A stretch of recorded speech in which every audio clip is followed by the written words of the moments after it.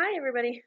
I decided to do a video again because I haven't done one in a while, and I kind of need to talk out Hector Quesadilla with you guys because I like the story mostly, except for the ending, which is what we're talking about this week. So that's always fun and not great when we're supposed to be discussing endings and I'm confused by it. But I did like the story up until then.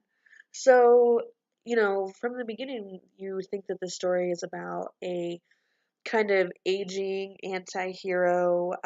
He's a baseball player that's been in the game a real long time. He has a grown family, grandkids, and he's still playing and, doesn't seem ready to, give up the glory on that.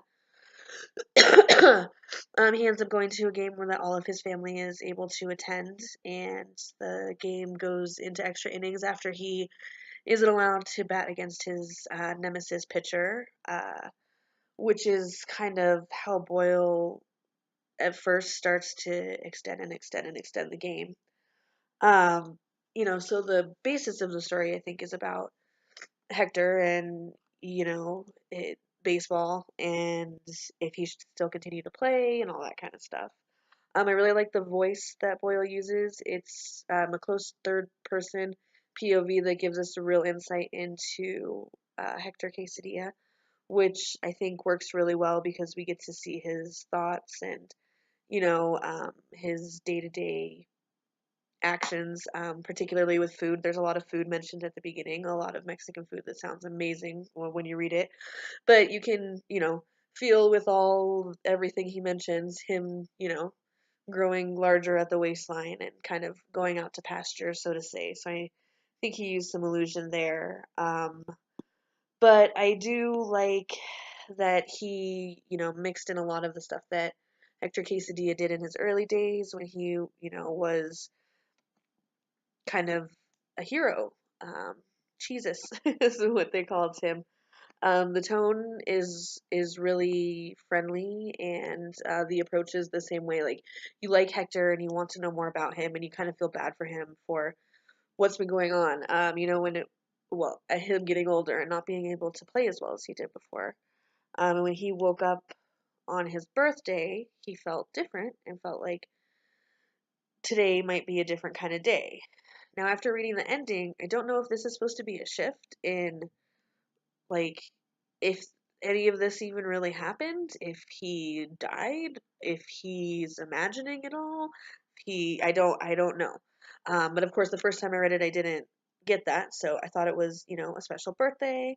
His wife made him stuff. His daughter and his son were there. His grandkids, and everybody was going to the baseball game. Um, so, once they start going through the first part when the guy or the coach won't put him in, and his nemesis comes up and, he should be put in the game, and you think that that's where the story is going to end. Because, once they put him in, he's going to hit the home run and, show his nemesis and that. And so that's one alternative that they could have done for an ending. Another one would be kind of what happens where he goes up to the plate and gets struck out. Actually, that didn't happen quite then. So the first alternative ending that they could have done is him going up against his nemesis and winning the game at that point. And that's kind of what they harken back to when he didn't end there and decided, to make it go into extra innings. And, he's still watching the game, thinking back on all of this stuff, aching to go in. And he finally does let him go in. And here's a point where they could have ended it again. They could have had him, like, hit and win the game at that point. Or as he did, he had him strike out, which is another way that he could have ended it, albeit on a melancholy note. But he still could have ended the story there.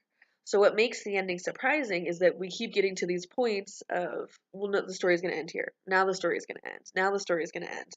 He's either going to hit the home run and win the game, or he's going to strike out and lose, and then we're sad because he's, the aging player that just wants to stay in the game and his whole family is watching. So that sucks. But either way, it would have been an ending one way or the other.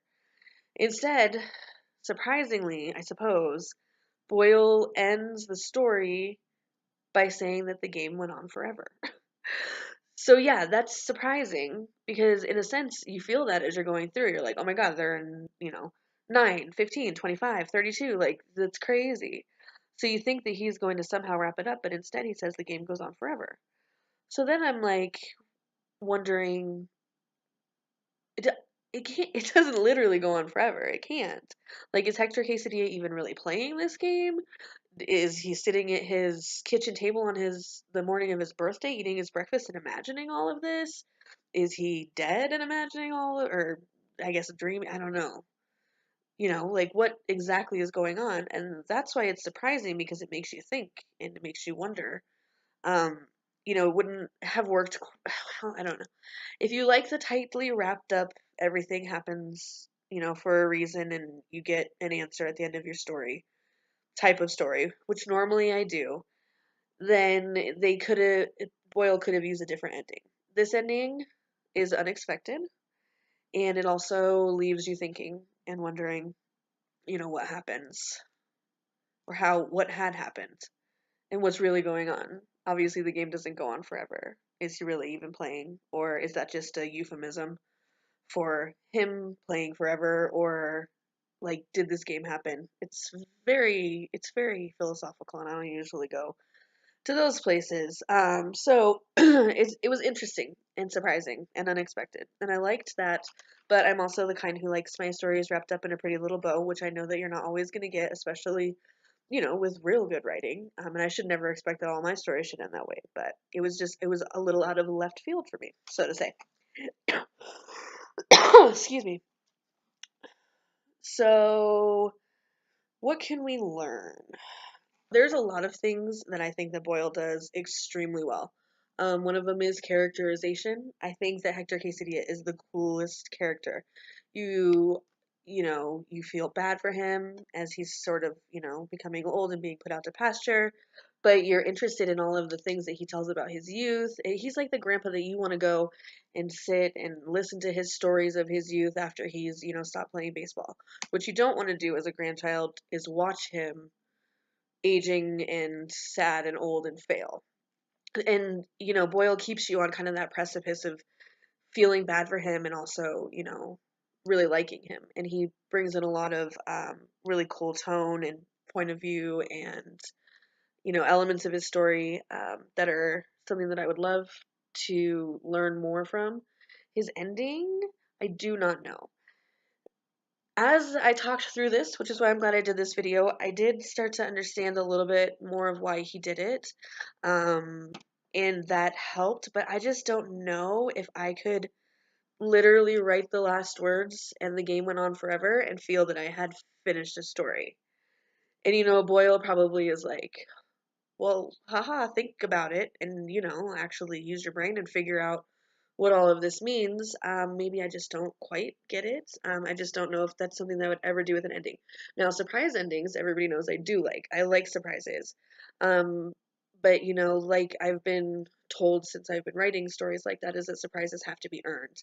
And, I think that Boyle really built a good character and he was interesting and his voice was really good. I didn't want to see him playing an infinite game of baseball at the end, but that's a different kind of writer than I am. So I can take a lot of things away from that story. The ending is something I'm going to have to continue to ruminate on. But I do want to know everybody else's opinions on the story and the ending, and maybe I'm missing the whole point of the story altogether, and it all makes sense to you guys. So can't wait to read or listen or watch everybody this week, and to talk to you guys more about the Hector Quesadilla story. Thanks. Bye.